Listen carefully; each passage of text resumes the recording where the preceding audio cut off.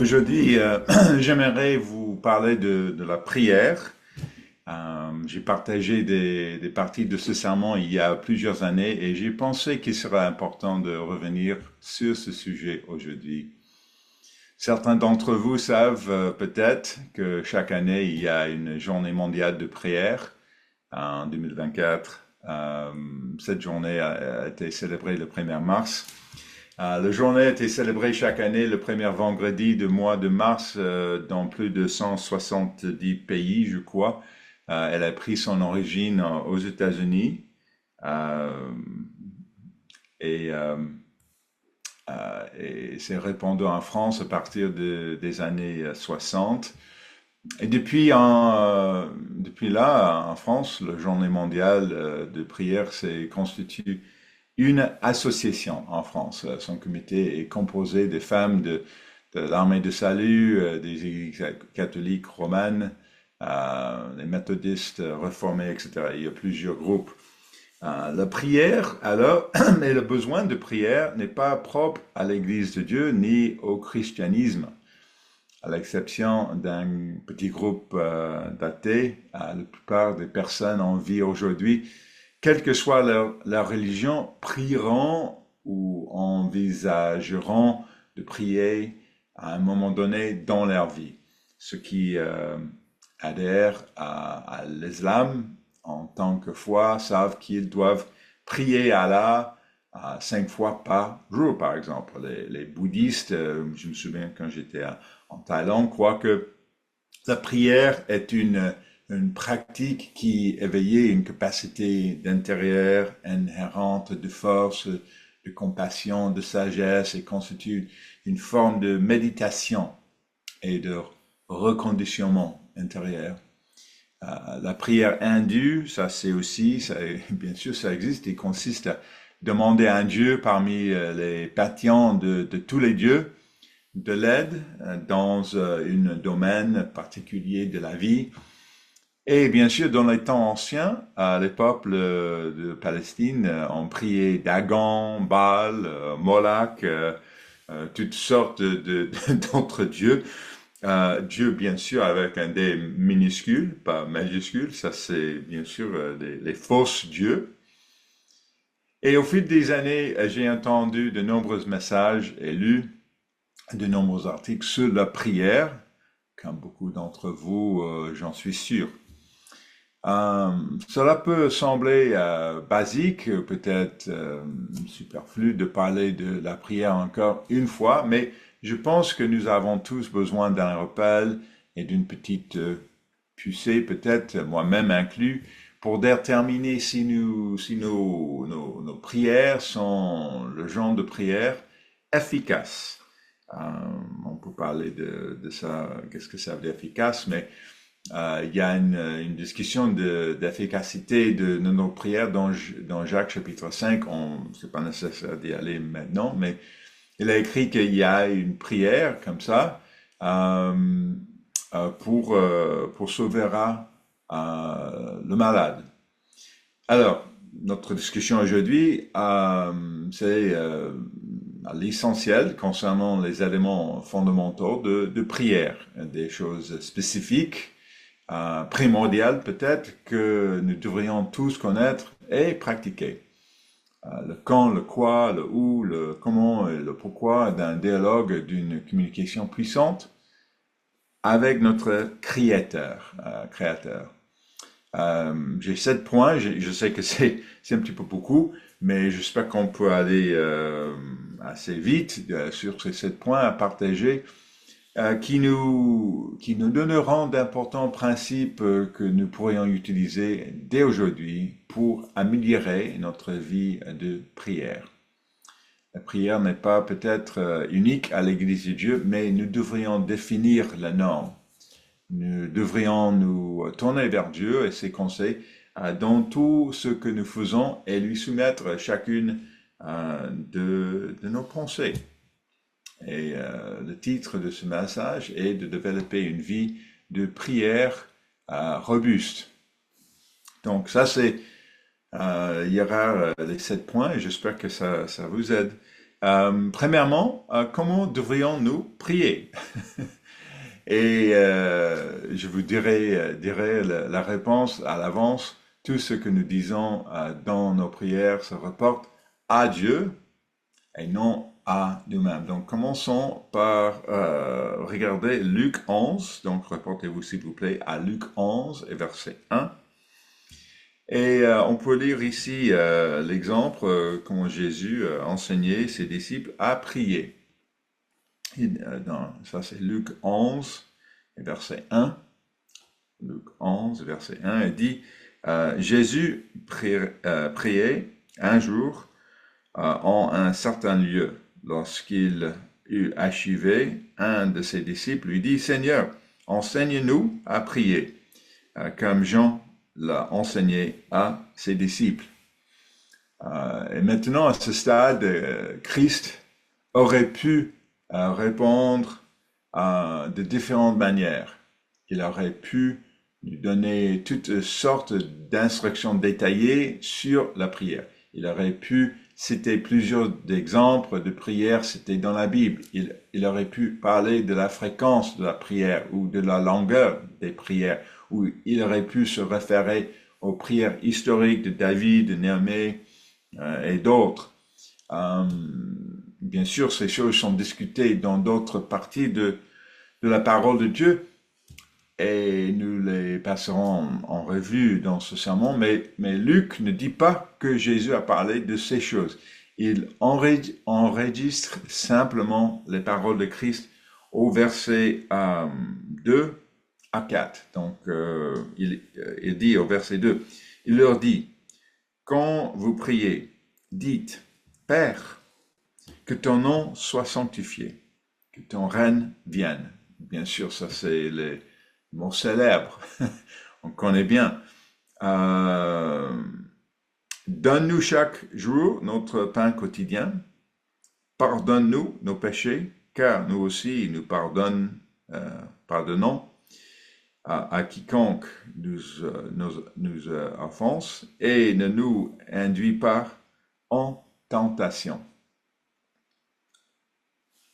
Chaque mot et chaque partie de cette instruction de prière concerne la reconnaissance envers Dieu en tant que Tout-Puissant dans notre vie. Nous invoquerons son nom en tant que notre Père et nous reconnaissons son pouvoir et son autorité. Nous prions pour que son pouvoir s'installe sur cette terre. Nous prions pour notre pain quotidien, reconnaissant ainsi que c'est Dieu qui le fournit. Nous prions pour sa miséricorde envers nous, qui sommes pécheurs, en demandant que nous puissions faire preuve de cette même miséricorde lorsque nous avons affaire aux autres. Nous prions pour que Dieu nous protège de l'adversaire parce que nous savons qu'il est le seul à pouvoir le faire. Si nous examinons ce modèle de prière, et bien sûr il y a un autre exemple de ça dans Matthieu, il est très surprenant de constater que la majorité de ce qui est mentionné concerne Dieu, et très peu de choses nous concernent. Quand est-ce que nous pouvons enfin parler de nous ou des autres personnes? Ces choses doivent être adaptées et incluses selon un format et un contexte qui se reportent à Dieu. Une prière efficace ne consiste pas à obtenir le contrôle ou le pouvoir, la santé ou la richesse. Je crois que la prière efficace est un sous-produit d'une compréhension profonde de notre propre péché et de notre désir de nous soumettre complètement à Dieu dans la douceur et l'humilité. Et il est intéressant de voir jusque la simplicité de ça, très simple ici. Si nous ne faisons pas attention, nous pouvons tomber dans le piège de faire de la prière un moyen de contrôler les circonstances qui nous entourent ou d'exercer son pouvoir sur les difficultés de notre vie. Par exemple, si notre patron ne nous accorde pas d'une augmentation de salaire, nous prierons que Dieu ne le bénisse pas ou lui donne une bonne leçon, par exemple. Ou si nous avons besoin d'argent pour quelque chose, nous prions que Dieu le fournisse. Donc ça, c'est souvent de manière qu'on pense à la prière. Et je crois que Jésus enseigne à ses disciples que la prière ne doit pas être centrée sur nous, mais sur Dieu et notre désir d'avoir une relation avec lui. Ce qui nous amène au point 2, nous devons être persévérants et réguliers dans notre prière, d'avoir cette relation. L'instruction ne se termine pas dans Luc 11, verset 4, mais se poursuit au verset 5. Donc on peut continuer ici maintenant au verset 5. Il leur dit encore, si l'un de vous a un ami et qu'il aille le trouver au milieu de la nuit pour lui dire, ami, prête-moi 3 pains. C'est drôle comme exemple, mais on peut continuer. Car un de mes amis est arrivé de voyage chez moi et je n'ai rien à lui offrir. Verset 7. Et si, de l'intérieur de sa maison, cet ami lui répond, ne m'importune pas, la porte est déjà fermée, mes enfants et moi, nous sommes au lit, je ne puis me lever pour te donner des pains. Donc voilà, ça c'est la réponse. Mais verset 8, c'est intéressant, il dit, je vous l'ai dit, même, s'il ne se levait pas pour lui donner, parce que c'est son ami, il se lèverait à cause de son importunité et lui donnerait tout ce dont il a besoin. L'instruction ici est que Dieu est notre ami et que tout comme un ami qui demande constamment à un ami de l'aider, recevra cette aide à un moment donné de la même manière. Dieu nous aidera.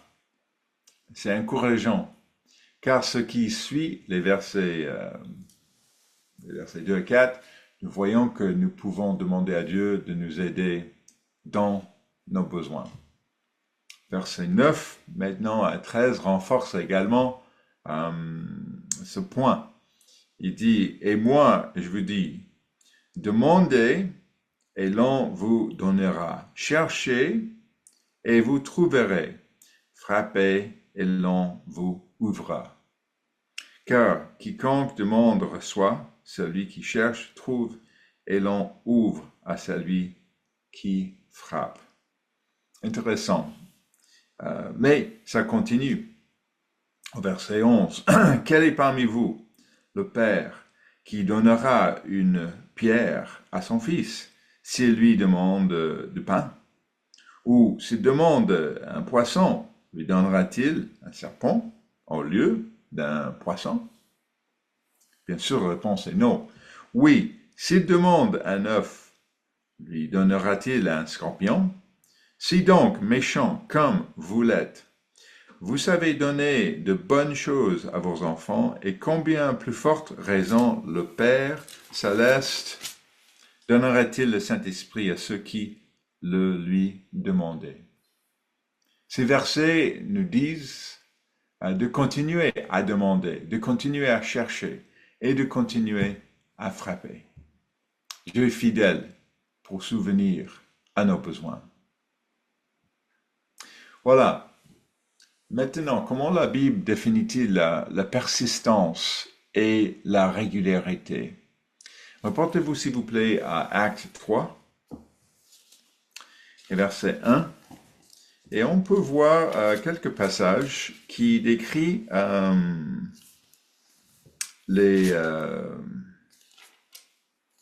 manière dont les disciples priaient à l'époque. Acte chapitre 3. Pierre, il dit, Pierre et Jean montaient ensemble à l'heure de la prière à l'heure de la prière. C'était la 9e heure. Que veut dire Luc par l'expression l'heure de la prière? Et il est marqué aussi, c'était la 9e heure. Ou 9e heure, ça veut dire 3 heures de l'après-midi. C'était l'une des heures de prière des Juifs. Quelles sont les autres heures de prière, on dit? Donc, allez voir juste notre page, acte 2, verset 15. Il dit, ces gens ne sont pas ivres, comme vous le supposez, car c'est la 3e heure de jour. C'est la 3e heure de jour. Elle est 9 heures du matin. Et l'implication ici est que les gens sont venus à cette heure-là, pour prier. Donc 9 heures et 15 heures. Et maintenant, regardez Acte 10, verset 9.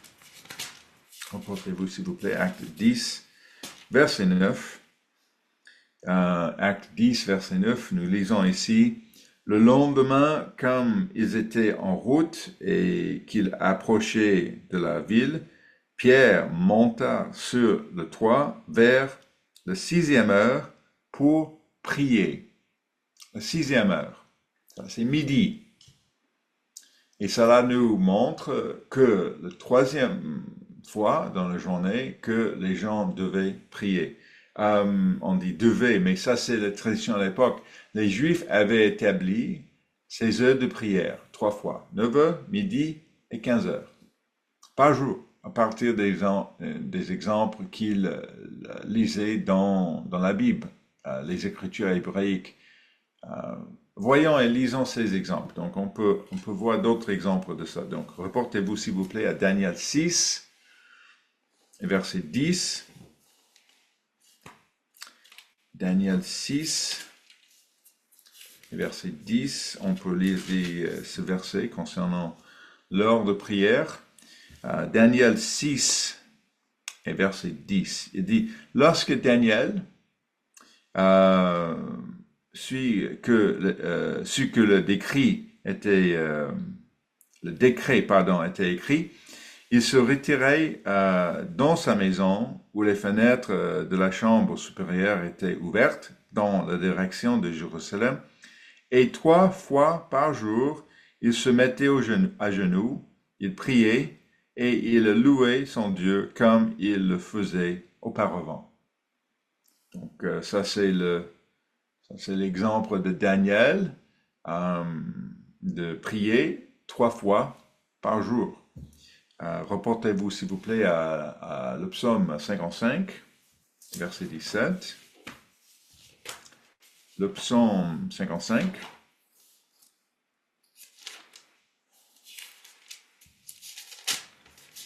Et verset 17. Voilà. Il dit ici, et moi, je crie à Dieu et l'Éternel le soir, le matin et à midi.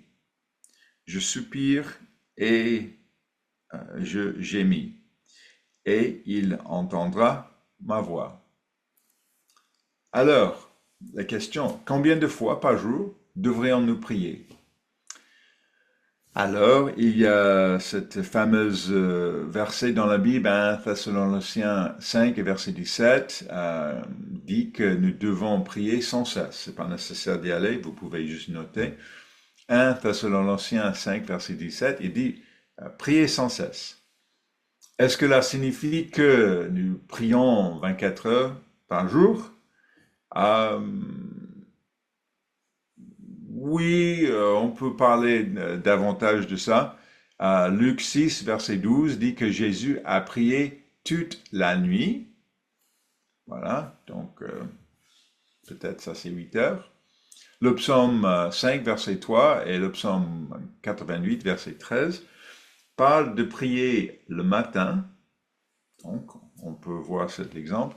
Dans l'Église de Dieu, dans le passé, nous avions enseigné que lors d'une jeûne, on pouvait par exemple prier pendant 1 heure, lire la Bible pendant 1 heure, méditer pendant 1 heure et répéter cela pendant le reste de la journée lors du jeûne. Cela fera 4 heures de prière par jour pendant plusieurs jours, si nous jeûnerons pendant plusieurs jours. Alors, quelle est la règle? Souvent, les gens voulaient une règle, pardon. Comme je l'ai dit, Jésus ne l'a pas mentionné exactement. Et ma lecture de l'enseignement de notre frère aîné est qu'il est moins intéressé à nous donner des formules et plus intéressé à ce que nous comprenions à quel point nous devons séparément communiquer avec Dieu. Il ne veut pas que nous venions devant lui par devoir. C'est pas une question de devoir. Je dois, voilà, c'est noté comme ça. Non, il veut que nous venions devant lui dans la joie et l'amour, partageant régulièrement ce que nous tient au cœur, comme un ami. Il s'attend à ce que nous examinions sa parole et prenions en compte les exemples de ceux qu'il considérait comme ses amis, qui sont nos ancêtres spirituels. Daniel et David ont prié 3 fois par jour. Les exemples que nous avons lus dans le livre des Actes montrent que les apôtres, probablement, priaient à 9 heures, à midi et à 15 heures. Mais bien sûr, il a prié peut-être avant d'aller au lit aussi. Donc c'est pas comme voilà, ça c'est les choses que je vais faire. Pourquoi devrions-nous, ça c'est le point principal, pourquoi devrions-nous prier régulièrement pendant la journée? Ça c'est le point. Par exemple, si notre prière est plus longue le matin, voilà, c'est bien. Mais ne négligez pas de vous présenter à Dieu pendant la journée et certainement le soir avant d'aller au lit. Pour une étude plus approfondie sur ce point, vous pouvez également écrire à Luc 18, versets 1 à 8, et lire vous-même la parabole de la veuve et du juge inique. Donc, je sais que j'ai pas défini exactement, voilà, tu dois prier 3 fois ou 4 fois ou toujours, toute la nuit, le matin. Non, le point important, c'est d'avoir de prières régulières. Et j'espère que le matin, chaque matin, avant de quitter la maison, vous pouvez prendre le temps de prier. Et avant d'aller au lit, vous pouvez prendre aussi le temps de prier et demander, de dire merci à Dieu pour toutes les choses qui se passaient pendant la journée. Et même lors de la journée, même au milieu de la journée, pour avoir plus d'inspiration, d'être centré, vous pouvez quand même demander de l'aide de Dieu. Alors, le point 3, le troisième point aujourd'hui, est que nos prières peuvent être entravées si nous ne sommes pas vraiment alignés avec Dieu. Donc, il y a quelques exemples de ça. Vous pouvez reporter, s'il vous plaît, à Isaïe 59. Isaïe 59 et verset 1. Isaïe 59 et verset 1 à 3. Et on peut lire ça. Il dit, non, la main de Dieu, la main de l'Éternel n'est pas trop courte pour sauver, ni son oreille trop dure pour entendre. Mais ce sont vos crimes qui mettent une séparation entre vous et votre Dieu. Ce sont vos péchés qui vous cachent sa face et l'empêchent de vous écouter. Car vos mains sont souillées de sang et vos doigts de crime. Vos lèvres profèrent le mensonge. Votre langue fait entendre l'iniquité. Il y a des années, Je me souviens un ministre de l'Église de Dieu et un de mes instructeurs à l'Ambassador College avait l'habitude de dire à propos de certains passages bibliques un certain nom ici. Euh, on peut dire Tim Perwood, tes mains sont souillées de sang. Si on pense dans cette manière de considérer que nous sommes des pécheurs comme ça, on peut avoir vraiment un sens que les choses que peut nous éloigner de Dieu. Si nous ne pouvons pas insérer nos noms dans ce passage, nous sommes encore pire peut-être que les pharisiens qui ont amené les femmes adultères à Jésus et ont dû repartir quand Jésus a dit que celui qui est sans péché devrait jeter la première pierre. Nous n'allons pas nous y reporter, mais Jacques 4, verset 3 dit, vous demandez et vous ne recevez pas parce que vous demandez mal, dans le but de satisfaire à vos passions. Chacun de nous a une histoire à raconter. Chacun porte le poids du péché. Si nous nous sommes soumis à Dieu et avons demandé son pardon et avons mis à mort le vieil homme dans la tombe liquide du baptême, ces péchés sont pardonnés. Cependant, les effets sur nos vies peuvent prendre des années à se monter et entre-temps, ils peuvent créer un problème.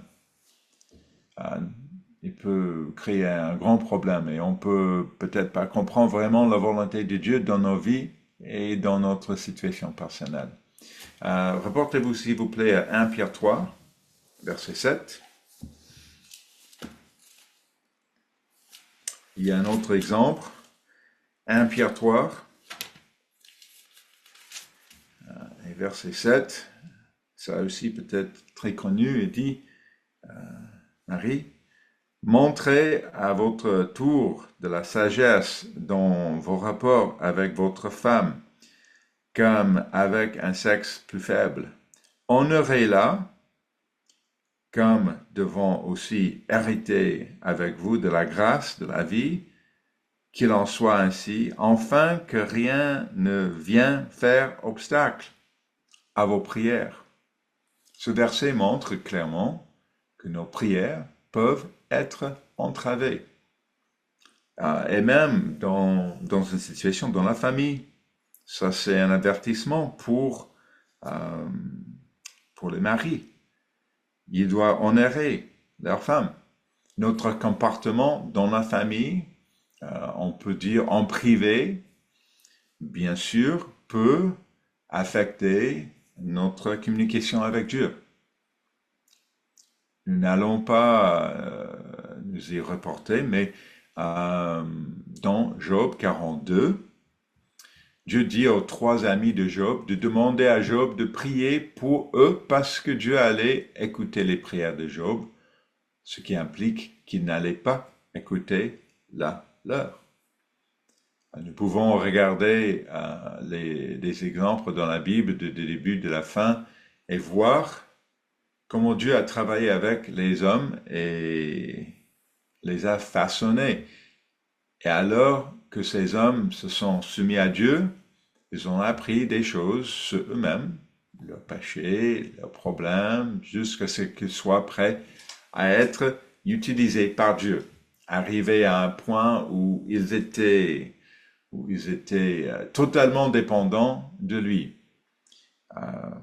Joseph, par exemple, a été vendu comme esclave et emprisonné pendant des années, puis devient deuxième homme le plus puissant de la plus grande dynastie de l'histoire de l'humanité. Donc ça, c'est l'exemple. Dieu a travaillé avec Joseph pour qu'il vraiment voir ses problèmes.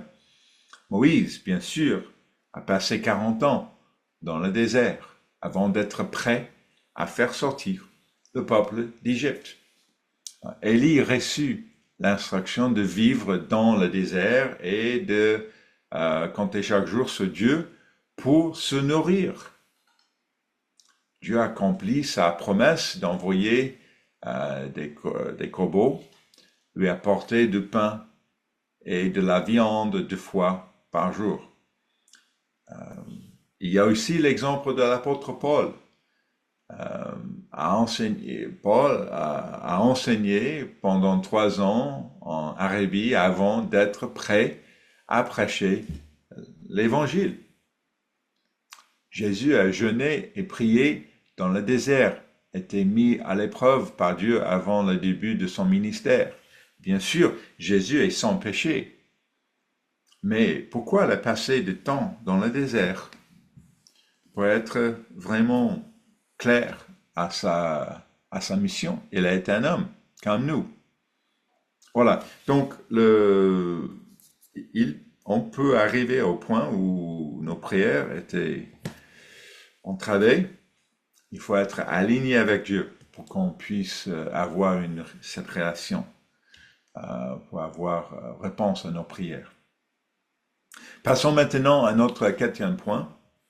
Notre quatrième point, qui est que nous devrions prier en privé et dans un endroit calme où vous pouvez vous concentrer sur votre prière. Est-ce qu'on peut prier en public ou juste prier en privé? Au genou peut-être, par exemple. Revenons à Matthieu 6, et versets 5 à 8. Ça, c'est l'instruction de Jésus, une autre instruction. Matthieu 6, versets 5 à 8. Il dit, lorsque vous priez, ne soyez pas comme les hypocrites qui aiment à prier debout dans les synagogues et au coin des rues pour être vus des hommes. Je vous le dis en vérité, ils ont leur récompense. Verset 6. Mais quand tu pries, entre dans ta chambre, ferme ta porte et prie ton Père, qui est là dans le lieu secret. Et ton Père, qui voit dans le secret, te le rendra. Intéressant. Oui, nous faisons une prière d'ouverture de cette assemblée et de clôture aussi en public dans l'église. Moi, je prie discrètement dans le restaurant, sur le parking avant de rendre visite à un membre de l'église. On peut faire ça. Ça c'est plus habitué en Afrique que peut-être en France. Ce n'est pas nécessaire, mais on peut quand même faire une petite prière silencieuse avant de manger. On peut faire ça.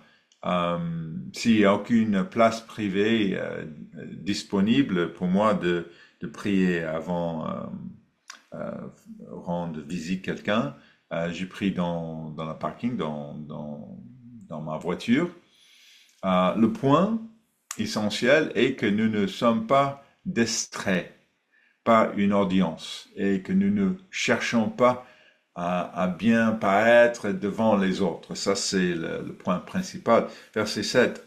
En priant, ne multiplie pas des vaines paroles comme les païens qui s'imaginaient qu'à force de paroles, ils seront exaucés. Ne le rassemblez pas, car votre Père sait de quoi vous avez besoin avant que vous le lui demandiez. Bien sûr, il y a des exemples, des répétitions dans différentes religions, même comme les catholiques. Ça, c'est notre nature intuitive humaine.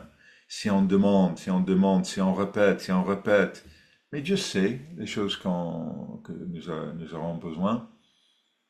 Donc, n'utilisez pas des répétitions vaines en répétant constamment la même chose que vous souhaitez avoir. Jésus dit que Dieu connaît nos besoins avant même qu'on le demande. Et maintenant, voici une idée à retenir.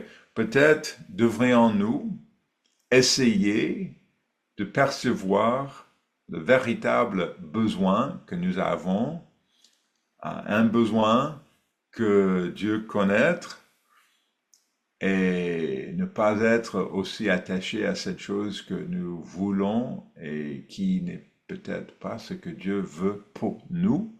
C'est intéressant parce que nous avons des choses dans notre esprit, euh, euh, bien sûr des choses que nous devons demander à Dieu, de partager avec Dieu, mais peut-être Dieu, probablement Dieu, a quelque chose d'autre à nous enseigner. Versets 7 à 8 nous rappellent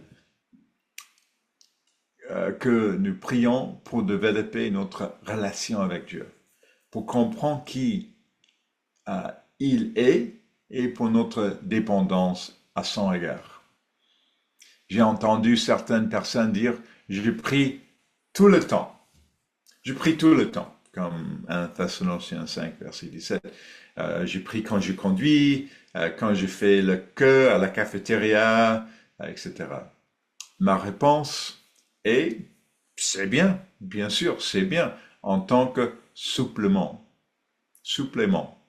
à votre prière, à notre prière principale, dans un endroit tranquille, à genoux devant Dieu. Il faut avoir les moments tranquilles, en privé, de vraiment être en relation avec Dieu.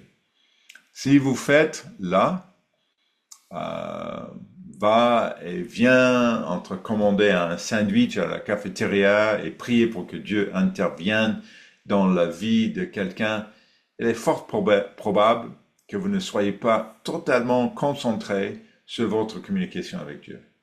Les prières d'urgence sont bonnes, bien sûr, mais nous devrions avoir une vie de prière plus robuste qui va au-delà des prières d'urgence ou des prières que nous faisons en marchant ou en conduisant.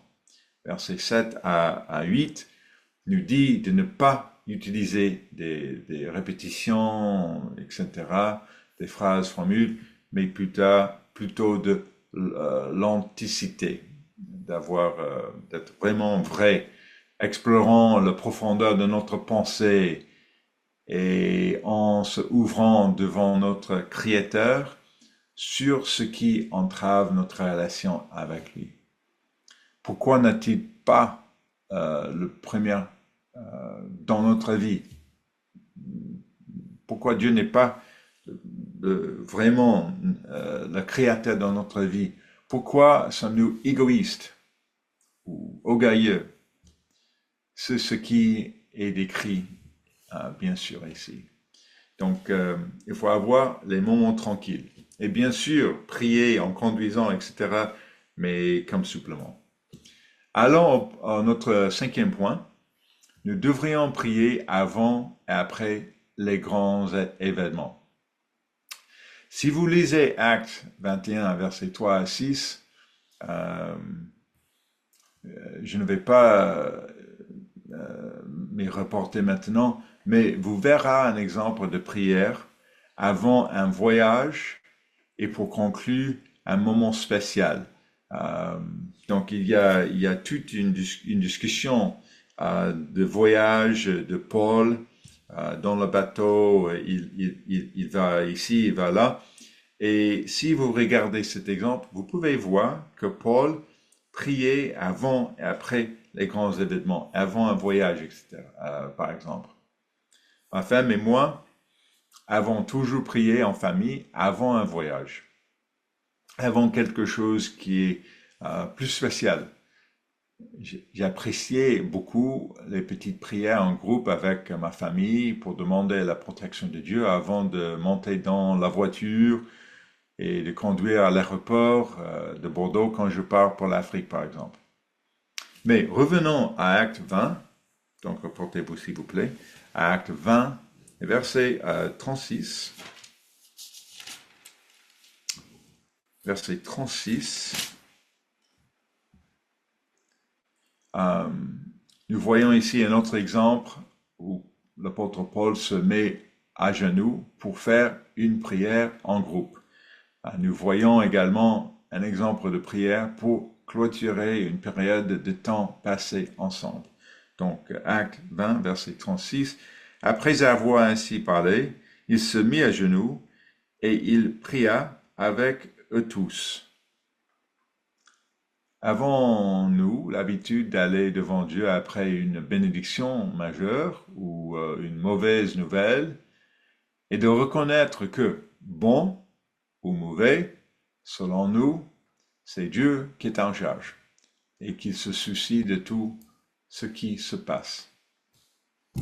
Quand nous faisons cela, nous devrions demander à Dieu de nous montrer ce que nous devons apprendre et voir, apprendre et voir dans ces grands événements de la vie. Nous voulons remplacer notre perspective avec la perspective de Dieu.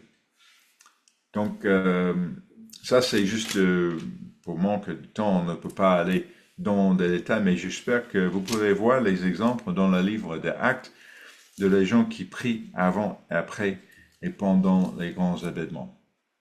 Le sixième point est que nous devrions prier ensemble, en famille et entre amis. De prier, nous tous. Reportez-vous à Actes 12. Encore, il y a beaucoup d'exemples dans le livre des Actes des Apôtres. Actes 12, verset 12. On peut lire cet exemple ici, Acte 12, verset 12. Après avoir réfléchi, il se dirigea vers la maison de Marie, mère de Jean, surnommé Marc, où beaucoup de personnes étaient réunies, et priait. Et priait. Beaucoup étaient rassemblés pour prier. Ce verset nous indique la nécessité d'organiser des moments de prière à l'échelle de l'Église en période de grande détresse. Il peut être nécessaire de recourir bien plus souvent à ce type de prière en groupe. Reportez-vous maintenant à Acte 16, verset 25. Acte 16, verset 25. Il dit, vers le milieu de la nuit, Paul et Silas priaient et chantaient les louanges de Dieu et les prisonniers les attendaient. Donc, il est en train de prier et de chanter. Imaginez, ils étaient en prison, il y avait bien sûr des difficultés. Ici, nous voyons un exemple de deux amis passant à travers une terrible épreuve. Vous pouvez lire le contexte, bien sûr, dans quelques versets avant. La réponse fut de prier ensemble. Cet exemple montre également que leurs prières ont été prononcées à haute voix. Nous devrions envisager de faire une telle prière avant une entrevue d'embauche, par exemple, des examens ou des décisions de travail importantes. Cela montre notre désir d'inviter Dieu au sein de nos vies. Et quand on prie ensemble, peut-être femme et mari ou toute la famille, bien sûr, on priait ensemble avant un repas, etc. Mais reportez-vous maintenant à Actes chapitre 4, verset 23. Actes chapitre 4, verset 23. On peut lire peut-être jusqu'à verset 30, mais pour juste avoir le contexte ici est que Pierre et Jean ont été menacés et sont amenés devant le Sanhédrin. Après avoir été relâchés, ils allèrent vers les leux et racontèrent tout ce que les principaux sacrificateurs et les anciens leur avaient dit. Et verset 24, on peut lire, lorsqu'ils leur entendu, ça c'est Acte 4, verset 24, lorsqu'ils leur entendu, ils élevèrent à Dieu la voix, tous ensemble, et dirent, Seigneur, toi qui as fait le ciel, la terre, la mer et tout ce qu'il se trouve. Et voilà, il y a toute une prière ici qui, qui décrit, c'est une prière très inspirante. Je ne vais pas lire toute cette prière, mais je vous encourage à la lire chez vous, car c'est une prière tellement incroyable. Et ensuite, au verset 31, nous voyons la réponse à cette prière. Il dit, quand ils eurent prié, le lieu où ils étaient assemblés trembla. Ils furent tous remplis du Saint-Esprit et ils annonçaient la parole de Dieu avec assurance. Donc voilà encore, on peut voir que nous devons prier ensemble. Et voilà la réponse de cette prière. Nous devrons prier avec notre conjoint. Nous devons prier avec nos enfants et nos petits-enfants. Nous devrons prier avec nos frères et sœurs dans l'Église dans certaines circonstances. Donc ça, c'est le 6e point. Le dernier point, point numéro 7, nous devrions prier les uns pour les autres. Nous devrions faire de la prière d'intercession une partie intégrante de notre vie de prière. Pour ça, reportez-vous s'il vous plaît à Néhémie 1 et verset 4. Néhémie 1, verset 4.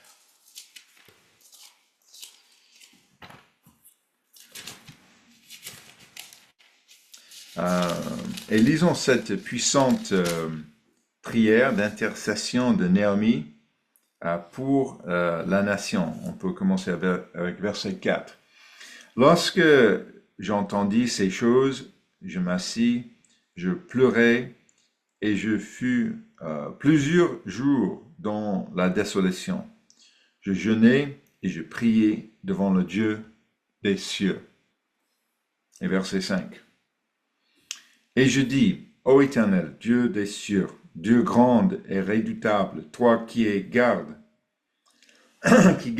ton alliance et qui fais miséricorde à ceux qui t'aiment et qui observent tes commandements. Verset 6. Que ton oreille soit attentive et que tes yeux soient ouverts. Écoute la prière que ton serviteur t'adresse en ce moment, jour et nuit, pour ses serviteurs, les enfants d'Israël, en confessant les péchés des enfants d'Israël, nos péchés contre toi, car moi et la maison de mon Père, nous avons péché. Remarquez ici, dans le verset 6, comme Néhémie s'inclut dans la prière en tant que pécheur. C'est le type d'humilité que nous devons démonter dans nos prières. Allez à Luc 22, verset 31. Et lisons un exemple de Jésus priant pour quelqu'un. Luc 22 et verset 31. Luc 22, verset 31. Il dit ici, le Seigneur dit, Simon, Simon, Satan vous a réclamé pour vous cribler comme le froment. Mais j'ai prié pour toi. J'ai prié pour toi, afin que ta foi ne défaille point. Et toi, quand tu seras revenu, afferme tes frères. Jésus a dit qu'il avait prié pour Pierre. Dieu veut que nous voyons,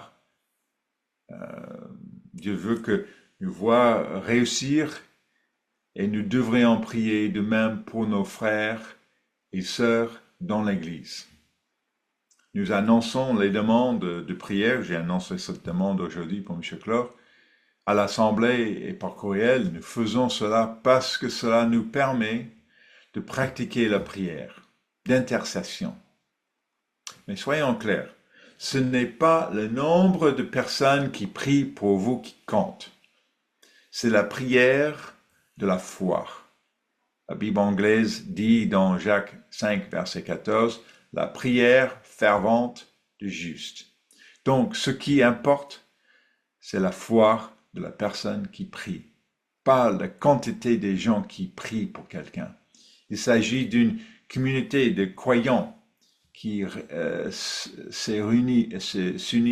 s'unissent dans la prière, qui réunissent dans la prière pour se soutenir les uns les autres.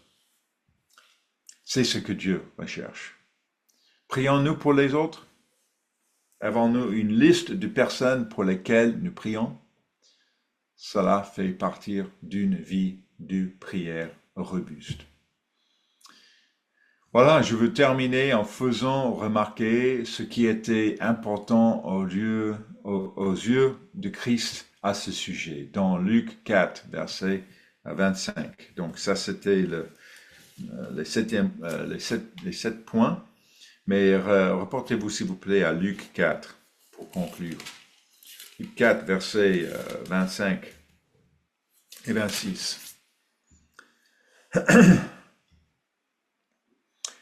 Ici, Christ explique aux membres de la synagogue de sa ville natale, de Nazareth, que durant une grande période de famine, la seule personne à qui Élie a été envoyé était une veuve de Sidon. Nous lisons cette histoire dans 1 Roi 17. Vous pouvez juste noter, ça c'est la citation. Le Christ prend cette veuve en exemple, car cette femme avait l'humilité, la douceur et dépendait entièrement de la miséricorde de Dieu. Elle était disposée à accepter l'aide de serviteurs de Dieu. Ça, c'est l'exemple ici. Je veux le dire en vérité, il y avait plusieurs veuves en Israël du temps d'Élie, lorsque le ciel fut fermé 3 ans et 6 mois, et qu'il a eu une grande famine sur la terre. Et cependant, Élie ne fut envoyé vers aucune d'elles,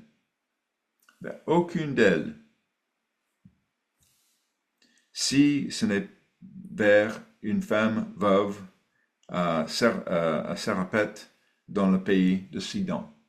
C'est drôle qu'il a donné cet exemple. Il y avait aussi plusieurs lépreux en Israël en temps d'Élie. Donc, il donne cet exemple aussi. C'est l'attitude de la prière. Il ne s'agit pas de compter 30 minutes ou d'avoir une formule par jour.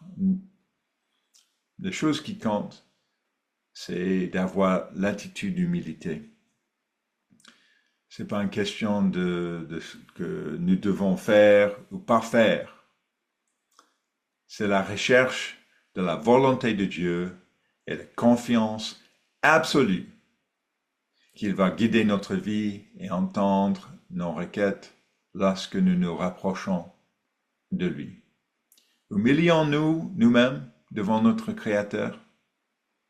Développons cette relation avec lui, afin que nos prières soient efficaces.